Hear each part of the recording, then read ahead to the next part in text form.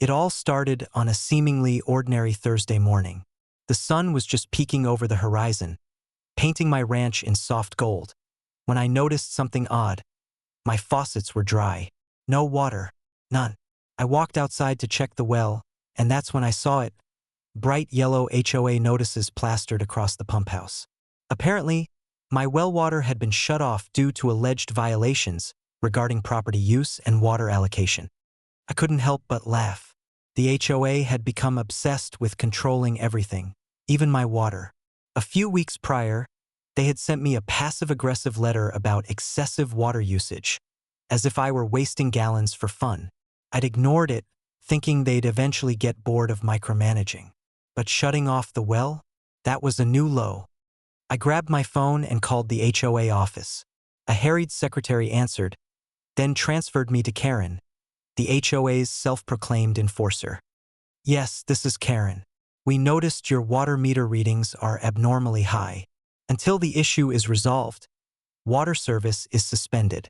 Compliance is mandatory, she said, her voice dripping with smug authority. I tried to explain, Karen, this isn't a city water line. It's a private well. I own the property and I maintain the well.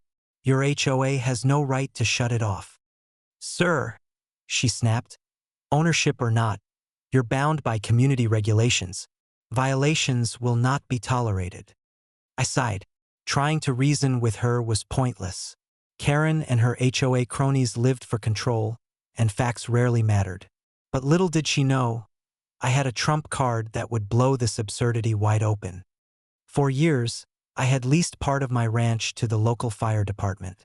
Specifically, they had installed a secondary connection to my well for emergency use. In exchange, I received a modest monthly stipend. The arrangement was completely legal, documented, and beneficial to the community. My well wasn't just my water source. It was a lifeline for local firefighters in emergencies. I smiled to myself. The HOA had unknowingly interfered with a critical public safety system. I drove to the firehouse and spoke with Captain Ramirez. He listened carefully as I explained the situation and showed him the HOA notices. His eyes widened.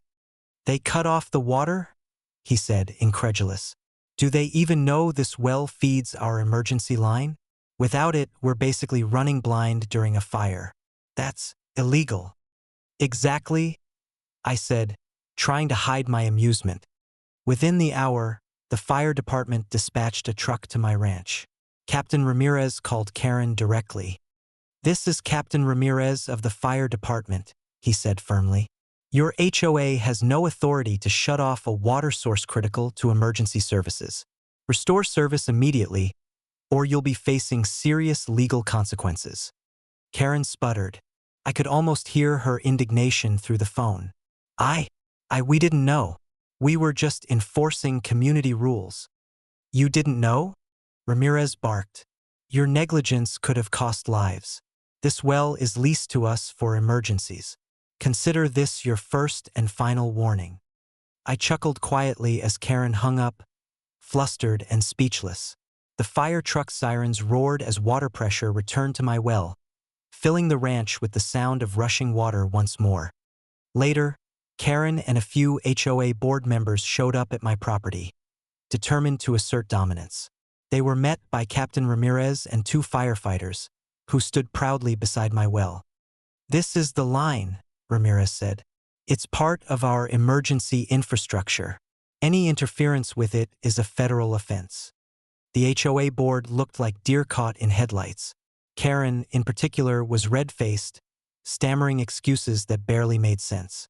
I leaned back, sipping from a glass of water, and let them stew. Let me make it simple, I said calmly. You have no authority here. This well is mine, but more importantly, it's leased to the fire department. You've just threatened a public safety resource. I suggest you rethink your definition of community rules. They left within 10 minutes, muttering indignantly but aware that they had been utterly humiliated. I smiled, watching them retreat to their perfectly manicured lawns, their power evaporating like mist. As for my ranch, the well, and the fire department, life returned to normal. The HOA learned, probably temporarily, that some rules were beyond their reach. And I had the satisfaction of knowing that, while they tried to control my water, I was the one controlling their embarrassment. And every time I filled a glass of crisp, cold water from that well, I couldn't help but think, sometimes power isn't about enforcement. It's about being smart enough to hold the ace they never saw coming.